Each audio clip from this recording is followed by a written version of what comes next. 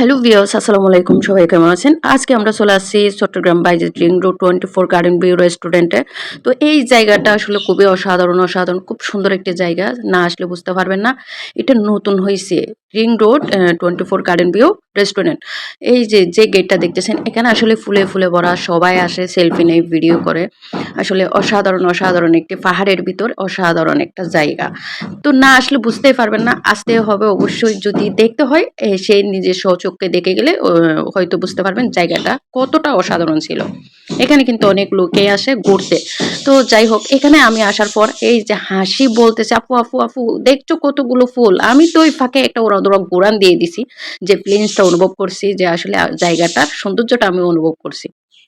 তারপরে হাসি বলতেছে, আপু দেখছো এখানে উজুখানা আছে, ইবাদতখানা আছে, ওয়াশরুম আছে, সবকিছু আছে। আমি বলছি আসলেই তো, এটা তো দেখার মতো একটা অসাধারণ জায়গা।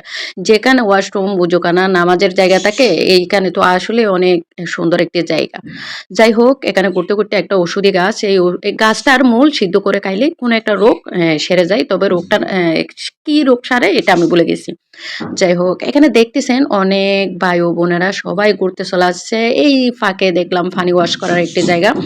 এখানে কিন্তু বিশুদ্ধ পানি পাওয়া যায়, খুব ভালো পানি পাওয়া যায়, এবং সবকিছু খাবার দাবার, নাস্তা পানি সবকিছু পাওয়া যায়। তারপর দেখলাম একটা স্টেজের মতো জায়গা, ওখানে উঠে একটু অনুভব করলাম জায়গাটাতে হেঁটে।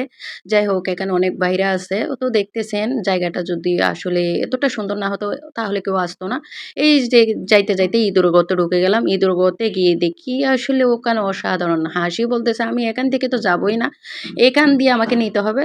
তো যেই কথার ওই কাজ, হাসিকে নিয়ে আবার ইঁদুর করতে দিয়ে আমি আবার কি করছি, ওকে নিয়ে হাঁটতে বের হয়ে আসলাম।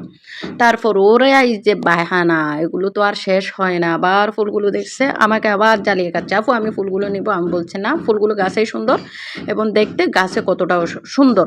তোমার হাতে আসলে কিছুক্ষণের জন্য সুন্দর থাকবে, কিন্তু এরপরে কি ফুলগুলো আসলে নষ্ট হয়ে যাবে। এই যে গাছে কতটা সুন্দর লাগতেছে, তুমি দেখো। ওকে বুঝিয়ে সুঝিয়ে অনেকক্ষণ বোঝানোর পর বলতেছে, আচ্ছা ঠিক আছে আপু, আমি ফুল নেব না, গাছ, ফুল গাছেই সুন্দর। যাই হোক, এখানে দেখতেছি একটা আপু খুব সুন্দর করে সেলফি নিচ্ছে। ও যেহেতু লজ্জা পাচ্ছে, আমি কি করছি, যাক ওর ভিডিওটা নিয়ে নেই। এই যে ডালু পাহাড় দেখছেন, ডালু পাহাড়টা অসাধারণ সুন্দর। এই যে পিছন দিয়ে এসে বাড়িটা একটা লুতুপুতু খেলতেছে। জিজ্ঞেসও করতেছে না, না আপু একটু সরেন আমি যাচ্ছি, কিন্তু ওইটাও বলতেছে না, পিছনে এসে শুধু লুতুপুতু করছিল। তারপর হাসতেছে, বলতেছে যে ভাই এটা তো বলতে পারতো আমাদেরকে, আপু সরেন আমরা যাই। এরপরে দেখতেছি এই যে রাস্তার পাশে কি সুন্দর একটা জায়গা দেখছেন। আসলে রাস্তার পাশে কিন্তু এখানে অসাধারণ খুব সুন্দর সব কলা গাছ। আর দেখতে সব জায়গায় কিন্তু ফুল গাছ থাকে এখানে। আর ডালু অনেক বড় পাহাড়। তারপরে মাঝে অনেক গুলো রেস্টুরেন্ট। আবার এসে আরেকটা বায়না, এগুলো নাকি খাই। এগুলো আসলে কে খায় আপনারা একটু জানাইয়েন তো?